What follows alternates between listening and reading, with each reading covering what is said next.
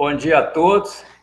Inicialmente, eu quero agradecer a presença de todos que estão aqui conectados nesse momento e também a atenção de pessoas que vierem assistir a gravação que vai ser postada no YouTube. Bem, essa palestra ela não foi planejada na disciplina aqui de Teoria da Consciência, mas ela, digamos assim, amadureceu no meu processo aí de reflexão, né? Então eu julguei conveniente propor essa sessão de hoje e da semana que vem, né? Que vai contar com 4 colegas que vão estar discutindo esse tema. Bem, o que motiva é a tentativa ou a necessidade de entender o drama do povo brasileiro, do qual nós fazemos parte. No tema da disciplina Teoria da Consciência, vimos que a capacidade de sentir ela é fundamental, né, para a nossa experiência consciente, e quando a gente fala em consciência social, né, a gente tem essa necessidade de fazer sentido, né? Quer dizer, então nós temos o sentir não só como a sensação, o sentimento propriamente dito, mas também de fazer um sentido da nossa existência, da nossa experiência, né? E então aqui eu não vou apresentar nenhuma grande novidade, mas tentar sistematizar uma série de intuições que eu venho sentindo, né? Mas não colocando numa perspectiva individual ou individualista, mas tentando, né, uma perspectiva mais social ou sistêmica, né? Porque uma perspectiva ampla que leva em conta não só o social, mas também, né, o ambiente, né? O ecossistema em que nós estamos inseridos. Então, por isso aí vem essa ideia da abordagem ecossistêmica, porque não vai ser apenas uma questão da consciência social, uma abordagem em termos da consciência social, da experiência vivida, mas também da relação disso com o contexto que a nossa história se desenrola, né, com o nosso ecossistema. Deixa eu abrir aqui. Eu não vou colocar a apresentação aqui, mas eu coloquei no chat, eu coloquei, né, o link, onde vocês podem baixar a primeira mensagem aqui do chat, onde você pode baixar o PowerPoint. Certo? Então, o título é Filosofia Existencial Ecossistêmica Brasileira. É um título um pouco comprido, mas não podia cortar uma parte, porque todas essas palavras aí vão ser importantes. Começando com brasileira, né, porque se trata da perspectiva de um povo, né, tal como na reflexão filosófica a gente apreende essa experiência desse povo, né? Então, eu não estou aqui falando em nome do Alfredo, mas tentando, né, compreender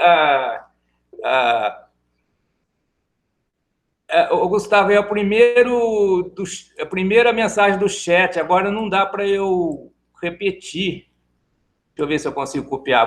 Tá, consegui copiar. E vou colar.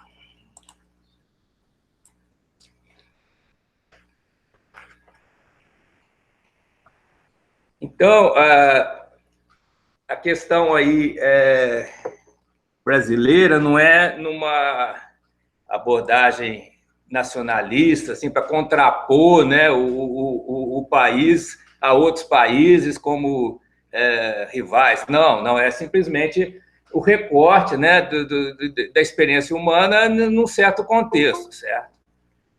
Então, é o contexto aqui desse país, né? A visão ecossistêmica tem 2 significados aqui. Um deles é de ser uma abordagem sistêmica em que se procura relacionar uma série de intuições que ocorreram de um modo disperso inicialmente, mas que, quando encadeadas de um modo coerente, geram o sentido, né? Nós estamos procurando um sentido para essa experiência histórica, social. Então, eu acredito que a gente precisa trabalhar esse sentido de um modo sistêmico, né? a referência filosófica principal aí é na chamada fenomenologia existencial, né? O livro Ser e Tempo de Heidegger e na fenomenologia do Merleau-Ponty. Só que eu estou fazendo de uma maneira bastante livre aqui, não estou me prendendo aos detalhes, né, do chamado método fenomenológico.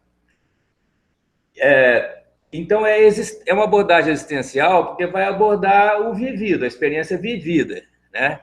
E fazendo uma análise dessa experiência vivida, então eu cheguei até essas 3 categorias que me parecem ser importantes para a gente entender a experiência desse povo, né? Que são a sobrevivência, o sustento e a satisfação. E cada uma dessas categorias vai possibilitar uma série de conexões conceituais, né, com vários temas importantes, né? Por exemplo, da sobrevivência, com essa parte da segurança alimentar, né? Nós temos aqui a Rosa de Ribeirão Preto e aí essas alunas, né, colaboradoras, né, que trabalham com essa questão, né, da nutrição e também, né, o aspecto da satisfação, que é uma outra categoria também, por exemplo, vai poder ser relacionado com nossa relação com alimentos, certo? Só estou dando um exemplo. Então, esse drama que eu quero entender, ele tem basicamente 2 momentos, né? Uma ruptura de populações, né? Quer dizer, o povo brasileiro é composto de populações. Quer dizer, então tem uma ruptura de populações com um ecossistema onde essas populações tinham um espaço, um nicho, né?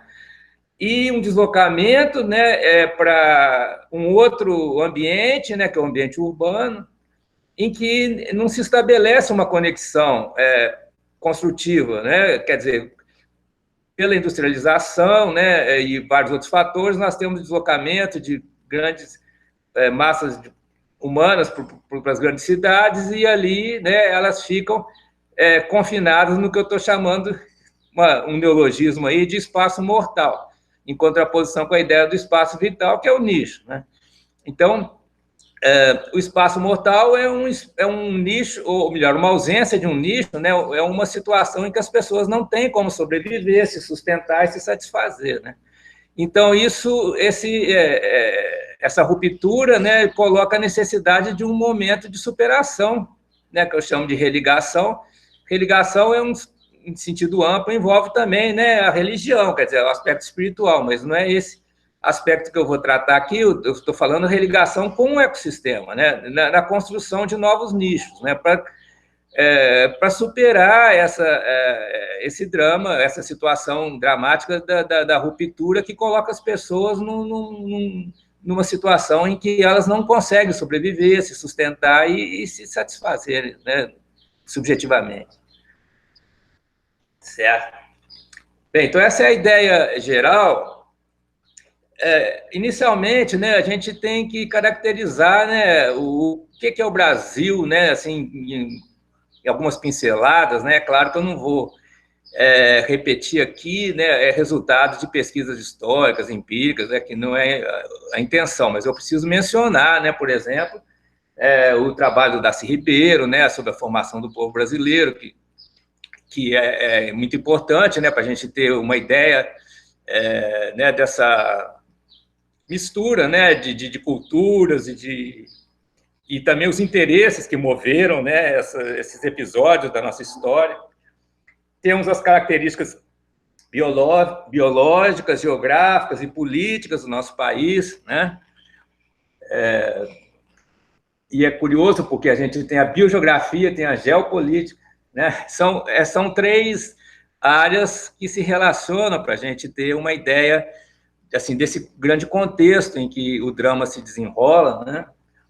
Temos aí na formação histórica do povo a questão do colonialismo, que me parece que é fundamental, né? Isso não sou eu o primeiro a dizer isso, né? Mas é um país que resulta de um processo de colonização, né? Isso aqui está muito forte, essa dissociação entre o ecossistema nativo, né, e as espécies que passaram a ser cultivadas, né, a nossa alimentação baseada no trigo, no arroz, por exemplo, espécies exóticas.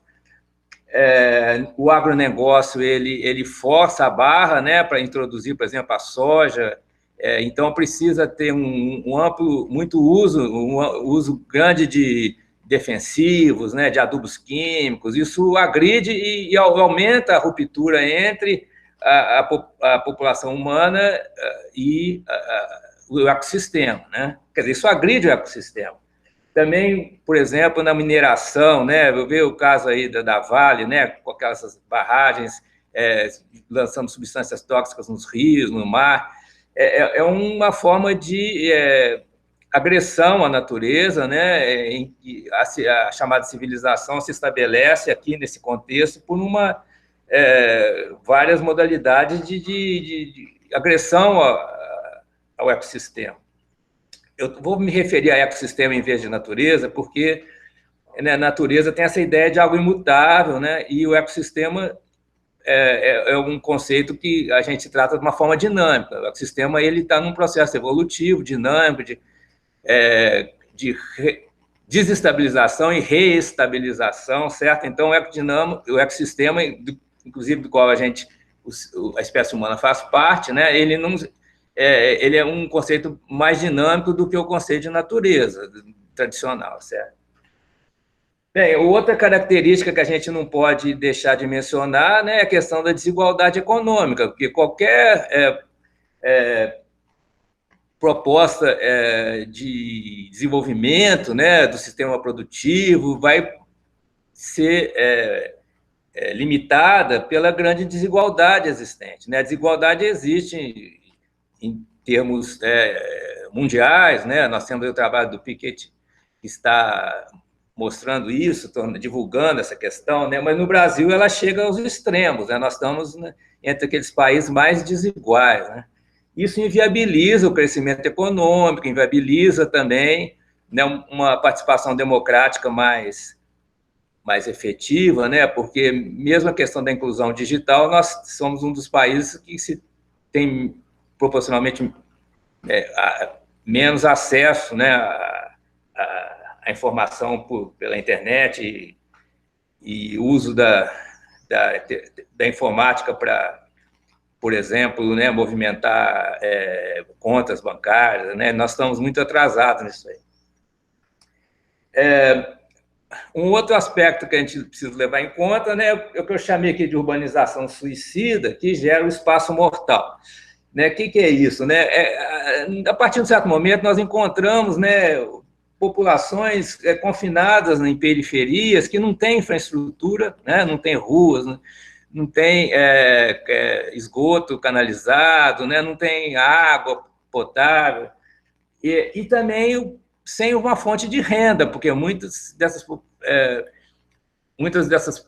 populações elas foram atraídas por indústrias, né, que foram fechadas posteriormente e então a oferta de emprego caiu muito, né, enquanto essa população cresceu, né?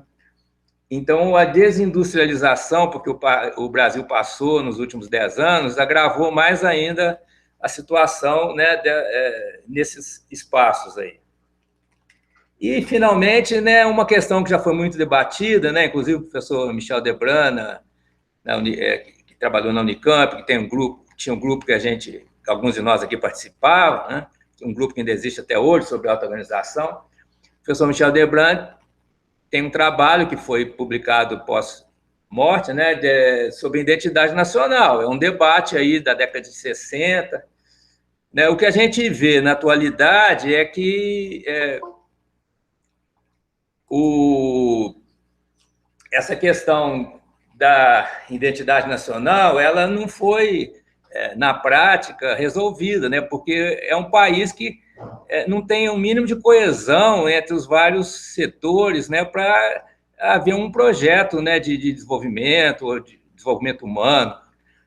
Então, uma fragmentação muito grande de interesses, de agendas, inclusive, né, nas mesmas classes sociais, que garantisse uma coesão mínima, né? Eu não estou aqui supondo que deva haver uma conciliação de classes, né, que as classes renunciem aos seus interesses para construir um Brasil melhor. Não é isso, né? Eu acho que a identidade nacional não seria, né, as classes sociais, cada qual lutando pelos seus interesses, né, interesses opostos, divergentes, mas que tivesse uma coesão para, né, que o país enfrentar os problemas. A gente sabe que qualquer instituição, mesmo que tenha grupos que lutam entre si, precisa ter um mínimo de coesão para que essa instituição ela funcione, né? Então, isso está muito evidente, né, na fragmentação, né, dos partidos, e mesmo dentre grupos que, em princípio, seriam homogêneos, né, nós vemos também uma série de segmentações e de conflitos e uma falta de coesão, certo? Então, tudo isso precisa ser levado em conta na nossa abordagem, de alguma maneira, né? Caracterizando, né, esse país em que a gente está vivendo. Então, a partir de tudo isso, aí eu não vou tentar explicar o método aqui, porque, na verdade, eu não segui um método rígido, né? Mas temos bastante vagos, vamos dizer que é um método fenomenológico, que eu estou identificando categorias dessa vivência, dessa experiência vivida, certo? 3 categorias. A primeira é sobrevivência. Por que a sobrevivência seria uma categoria? Porque aqui o grau de preocupação com a continuidade da vida, né, com o amanhã, sempre foi, né, alto, né, porque tem muitos, né, tem as balas perdidas, tem uma série de situações, né, se a gente for ver, até insegurança no trânsito, certo? Mas para os diferentes grupos sociais, nós temos diferentes preocupações com a sobrevivência, né, com o dia seguinte, quer dizer, a sobrevivência biológica imediata. Né?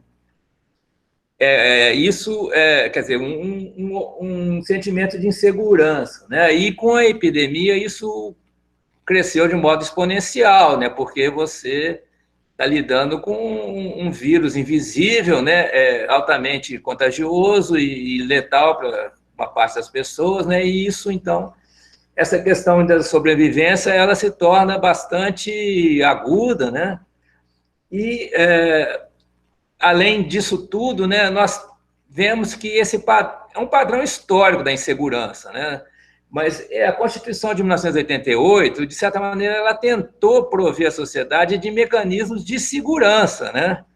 Principalmente nessa questão alimentar, porque a questão da fome sempre foi muito, assim, muito cruel no Brasil, né? Nós, lembrando do livro lá, Geografia da Fome, né? Em que nós temos uma fome, ou pelo menos tínhamos uma fome crônica em certas partes do país, e que isso está voltando agora, né, infelizmente. Mas essas medidas de segurança, né, têm sido destruídas, né, pelos últimos governos. Né, havia uma rede, né, ainda há, assim, as pessoas que formam essa rede ainda estão atuantes, né, mas em termos assim, de reconhecimento dessa meta de segurança alimentar nutricional no governo federal, né, a gente vê que houve um desmonte, né, como em várias outras áreas preocupadas com essa questão da segurança, em vários sentidos, né. Então, nós temos um altíssimo sentimento de insegurança, né, em relação à sobrevivência ao dia seguinte, e nesse quadro, então, a gente tem um impacto muito grande de medidas como tivemos no Bolsa Família, né, e agora o auxílio emergencial de R$600, porque isso tem um aspecto psicológico, político, porque são medidas que reduzem a insegurança, né? Quer dizer, pelo menos por 3 meses se tem uma expectativa de haver os meios de sobrevivência. Então, para a gente entender esse drama do povo, né, já retrocedendo, por exemplo, o escravo que, quando houve a abolição da escravidão, o escravo que ficou numa situação de insegurança, né, não sabia como o dia seguinte seria, né, o índio que é atacado, né, e tem a sua floresta destruída e exposto aos vírus, né, e bactérias e todos os problemas, né, do processo civilizatório,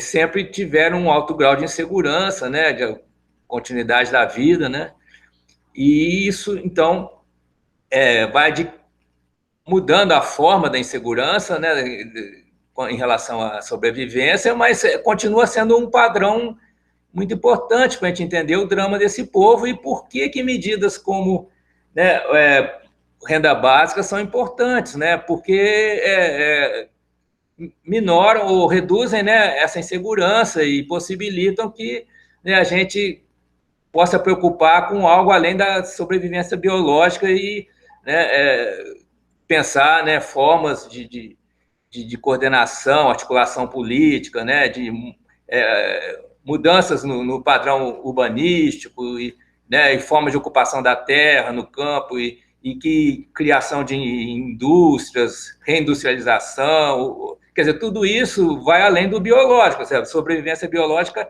é o mais básico que precisa de alguma maneira ser suprida, né, para que a gente possa avançar, né, em outros empreendimentos, né, que supõe que a gente vai estar, que a gente sobreviva para a gente poder realizá-los, né? A segunda categoria eu chamei de sustento, parece ser que estaria incluída na sobrevivência, mas vai além, quer dizer, existe uma diferença importante, né, porque o sustento ele pode e vai, né, além da mera sobrevivência biológica, né? Então nós temos aí uma dedicação, né, ao cultivo de plantas, criação de animais na história humana. As pessoas se ocupam com isso, né, e geram recursos para as gerações seguintes, né?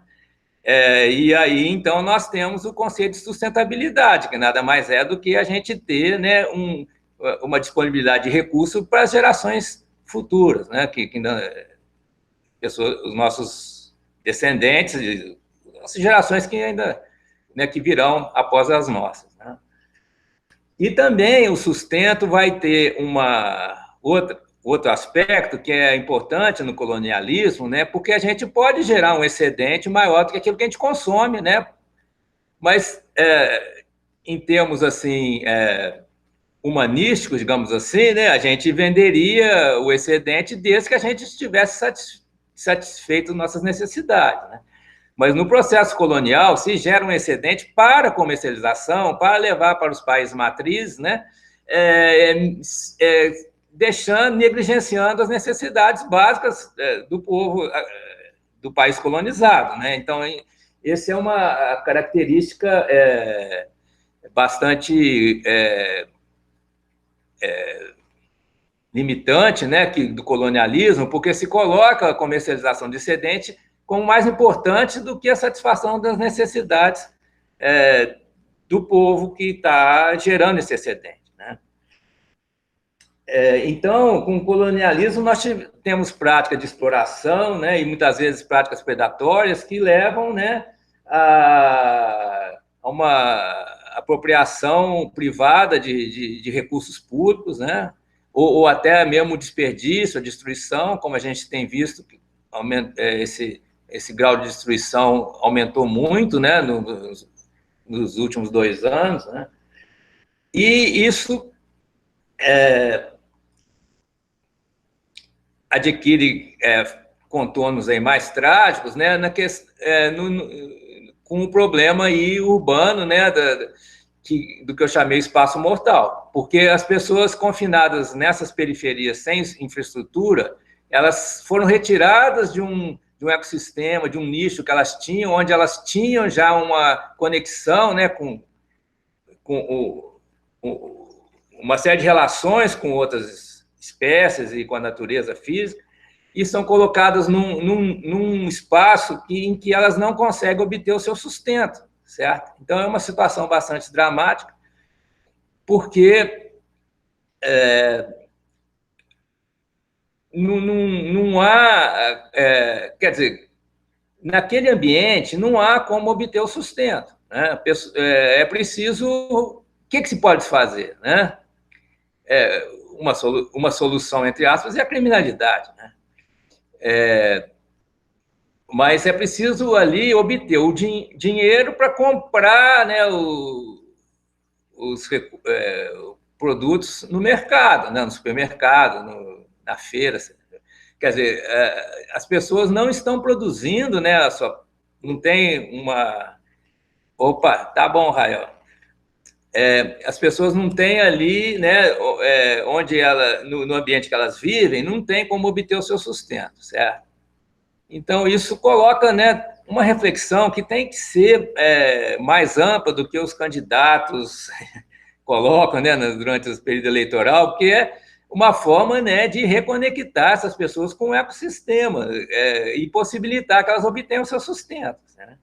A questão da renda básica, ela é importantíssima, mas ela é um paliativo, né, para uma medida mais transformadora, que a sociedade precisa formular e implementar de alguma maneira, né, para conseguir realmente resolver o principal do problema, né? Bem, a outra categoria que eu chamei de satisfação é um traço já detectado, né, pelos antropólogos, essa vocação nossa para gozar a vida e para a festa, para o carnaval, para o futebol, etc., né? Colocando, né, essa busca da satisfação é colocada acima, né, de esforços para mudar a realidade, né, mudar as estruturas da sociedade, né, ou mesmo de esforços no sentido da sustentabilidade, né, que em termos mundiais hoje estão sendo feitos, né? Então, não se tem essa ideia assim de pensar e planejar, né, o futuro para as novas gerações, né? Quer dizer, você está se preocupado com uma satisfação mais imediata, mesmo numa situação totalmente precária, né? Mas as pessoas algumas pessoas preferem até correr o risco de se contrair o Covid, né? Mas não querem renunciar a ir num baile funk, por exemplo, né? Então, tem esse traço, né, da nossa existência enquanto povo, que tem um lado muito bom também, né? Que nessa busca da satisfação as pessoas cooperam, né? Então a gente vê numa comunidade que, né, as pessoas repartem o alimento, né? Uma pessoa tem o que comer, outra não tem, elas dividem, né? A gente viu no carnaval manifestações políticas, né? As pessoas se unindo para expressar uma insatisfação, né? Torcidas de futebol também que saíram às ruas para defender a democracia, né? Então, nós temos uma série de laços cooperativos, né, que vêm nessa busca coletiva de uma satisfação, né? Satisfação. Né, o que a gente também pode relacionar com o conceito de amor, né, dentro aí da nossa tradição cristã, né, que seria, né, essa relação cooperativa entre as pessoas, né, fazer o bem uns aos outros, certo? Em vez de entrar num capitalismo competitivo, né, que temos vencedores e perdedores, né? Alguns setores da população entraram nessa mentalidade, né? Que a gente vê até no Trump, quando ele coloca pessoas que foram feridas na guerra como perdedores, né? Isso quer dizer, é o extremo, né? Você conceber que a sociedade é composta de ganhadores e perdedores. No Brasil, a gente não tem tanto, né, essa mentalidade, mas a gente tem uma visão mais, uma tendência maior a gente conseguir, né, cooperação entre as pessoas na sobrevivência, no sustento. Mas tem um lado, assim, tem uma terceira implicação disso aí, é que políticas de austeridade são realmente impopulares aqui, né? A gente vê que o Temer, rapidinho, né, perdeu popularidade com as medidas de austeridade, né, e também o governo atual, né? O Guedes está sendo, pouco a pouco, demovido da sua neurose aí de equilíbrio fiscal e coisas que, né, austeridade, cortar gastos, né? E a gente tem uma tendência, né, para essa busca da satisfação, né, as pessoas individualmente se endividarem, né, até pela situação precária que a gente vive, você não tem outra opção. E também, né, o endividamento público, que talvez não seja um grande problema, né, porque nós temos correntes aí atuais da economia argumentando que o endividamento público é necessário para promover o desenvolvimento, principalmente numa época de pandemia, mas temos reações a isso, né? Temos setores fortes aí das elites que recusam qualquer possibilidade de aumento nos gastos públicos. Bem, então nós temos essas três categorias, e então o drama que se desenrola, né, seria dessa ruptura e da religação, a retomada de uma relação mais construtiva com o ambiente.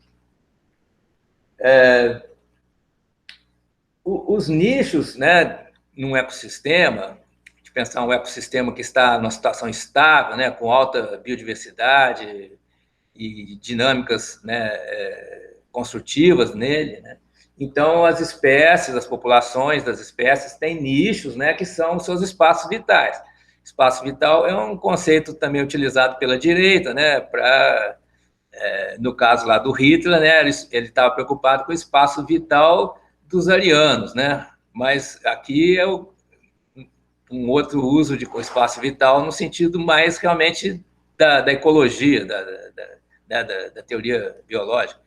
O espaço vital é aquele espaço em que uma população obtém o seu sustento, né, e sua satisfação. Quer dizer, ela sobrevive, obtém o seu sustento e busca satisfação. Então, num ecossistema que está bem estruturado, né, existe essa conexão, essa processo chamado coevolutivo, né, em que as populações elas interagem construtivamente com o ecossistema, né, e aquele espaço que elas ocupam é o espaço vital, né, ou nicho. Bem, no Brasil houve essa grande ruptura, né, talvez mais acentuada que em outros países, né, em que o que era chamado de êxodo rural, né, a saída das pessoas do campo para a cidade, se acentuou. A gente vê isso também no México, né, talvez na Índia, mas essas pessoas se moveram para as grandes cidades ou para as cidades médias, né, e foram ocupando as periferias sem infraestrutura, né, e essas pessoas eram atraídas pelos empregos nas indústrias, mas com o fechamento das indústrias, essas pessoas ficam sem ter como obter renda, sem ter trabalho, renda, né? Então, isso gera um aumento muito grande da chamada informalidade, né? Os camelôs, as pessoas que fazem comércio de forma livre, né? E também da criminalidade, né? E tem toda uma questão aí também, que eu não vou entrar, mas que também tem a ver, né, com a questão da satisfação, que é a questão do comercialização de drogas psicotrópicas, né? Que isso aí também precisa ser resolvido dentro desse pacote aí, né?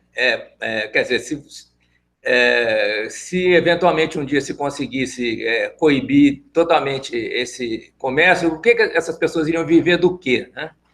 Agora, por outro lado, legalizando essas drogas, é possível que essas pessoas se tornem agricultores, né, cultivando essas plantas e comercializando de uma forma legal, sem problema, né? Que é o que está acontecendo em vários países aí, né?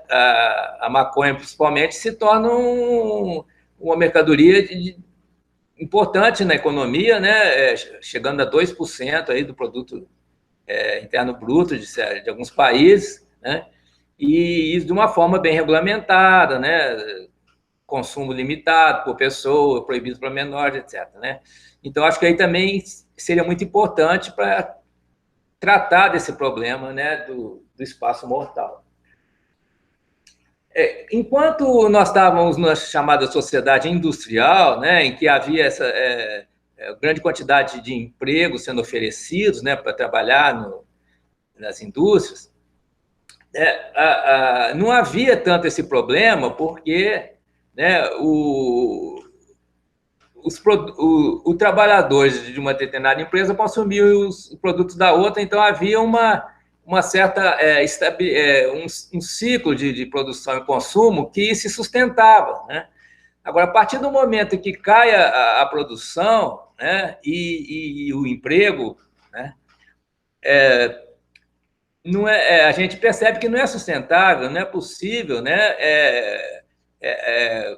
a sobrevivência, a sustentação das pessoas nesses ambientes em que elas se tornam consumir, elas precisam consumir, né, mas elas não têm acesso à produção, né, nem a uma renda, né?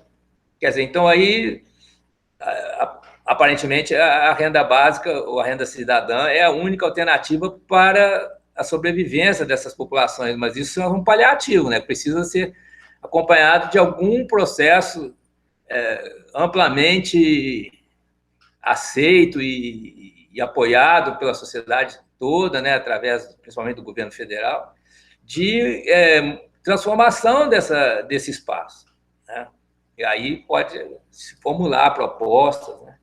E eu faço aqui uma formulação bem modesta aqui na forma de retomar, de religar essas pessoas com um ecossistema realmente existente no país, né? Não um ecossistema que o processo colonial impôs, embora esse também já esteja impresso de uma forma que não possa ser mais apagado, né?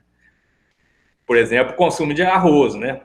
Uma espécie exótica, mas já se tornou um hábito. Então, não tem como a gente, hoje em dia, parar de comer arroz e voltar a comer mandioca, né?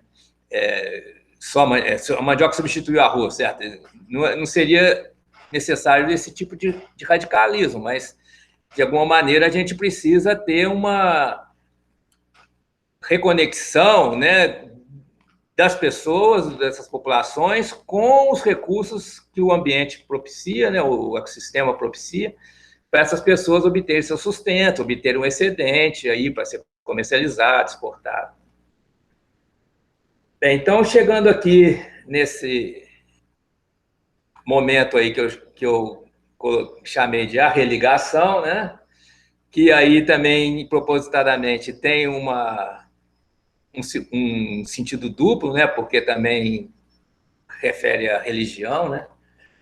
Então, quando as pessoas estão nesse espaço em que elas não têm como obter o seu sustento e elas se desesperam, né? Elas encontram um apoio nas religiões, né? Nas igrejas.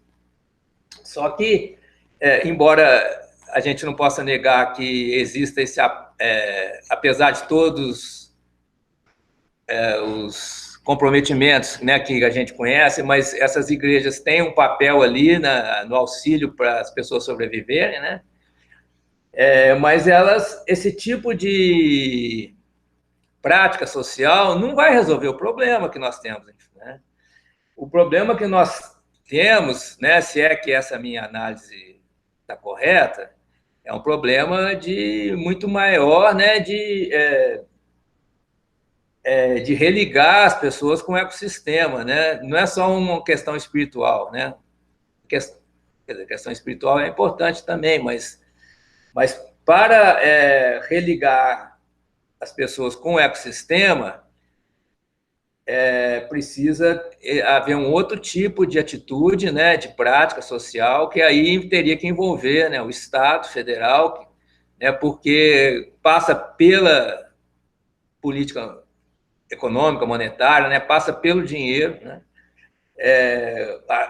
começando com a renda básica e com investimentos em criação de novos empreendimentos, novas cooperativas, né? Então, passa pela educação, passa pelo treinamento, formação de cooperativas e financiamento para a criação por exemplo, empreendimentos agroecológicos, né?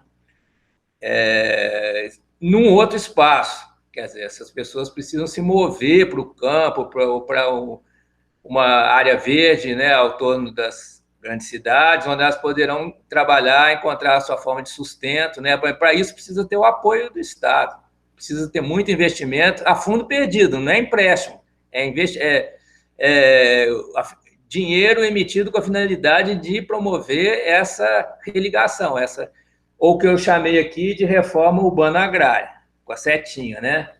Porque nós temos propostas de alterações urbanas, né, no urbanismo, e nós temos as propostas já antigas de reforma agrária, mas aqui seria o caso de pensar de um modo sistêmico, as duas juntas, né? É preciso ter um projeto, né, para a gente qualificar essas populações, né? Não a população como um toda, mas provavelmente assim as novas gerações que não encontram ocupação ali, né, para qualificar, para montar empresas sociais ou cooperativas, né, financiar a fundo perdido, sem necessidade de retorno pago, para que se possa, né, efetivar, né, novos projetos aí na nossa grande vocação aí no campo, que seria a agroecologia, utilizando os recursos exclusivos do nosso bioma para gerar produtos também exclusivos. Isso tem um mercado muito grande, né, até internacional e interno, obviamente. Certo? Então, a ideia seria essa.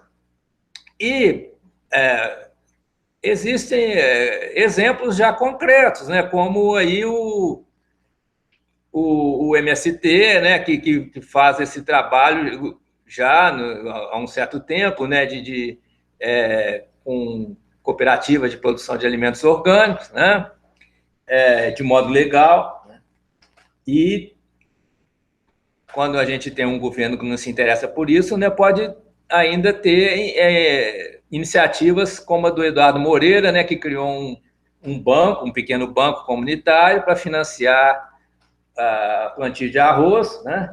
E isso foi assim, está sendo, né, um grande insight, porque realmente o arroz se tornou um bem popular, né, importante e houve, né, o aumento do preço, a escassez devido à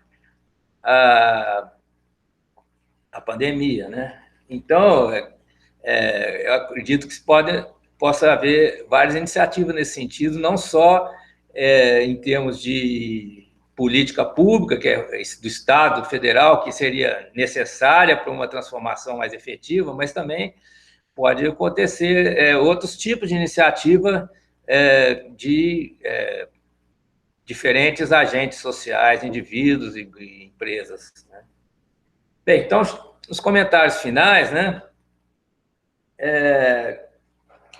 Eu fiz uma abordagem existencial, mas que descamba, né, por uma interpretação, né, desse drama que a gente vive como povo e para algumas ideias assim práticas, né?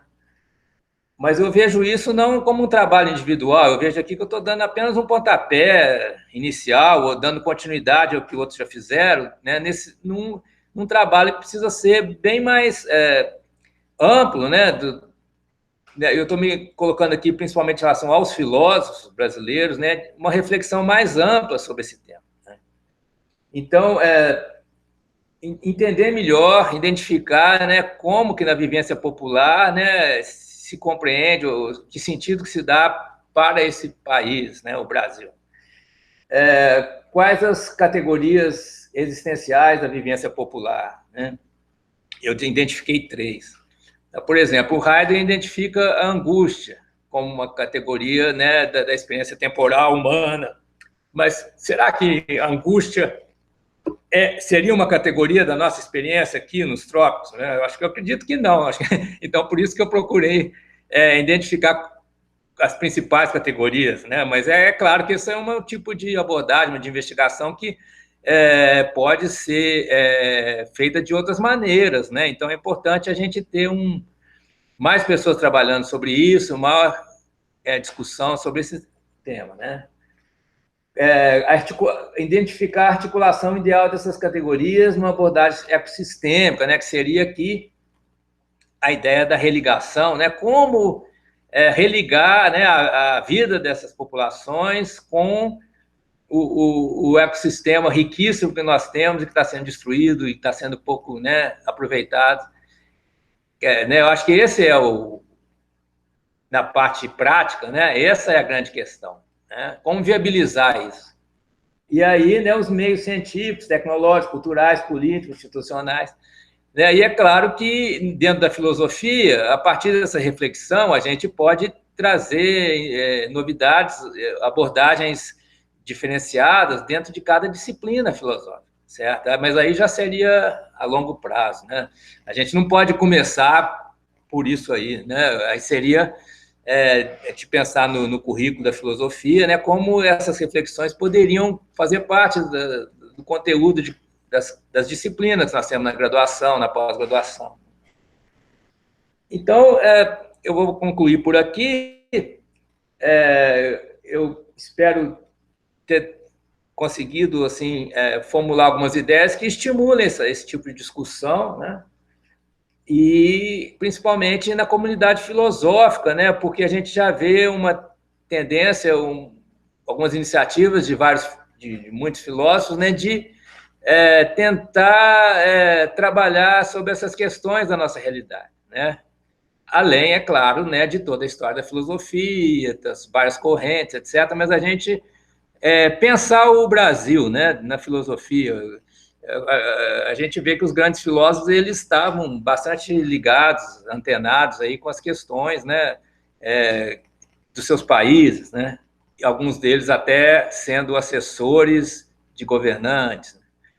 Então, acho que a gente precisa ter essa dimensão também, né, se é que a gente quer que a filosofia tenha um papel mais relevante na nossa sociedade. Bem, então, agradeço a todos pela atenção. Eu vou encerrar a gravação aqui agora e a gente passa para o debate. Se vocês quiserem se inscrever com o Luiz Gonzaga,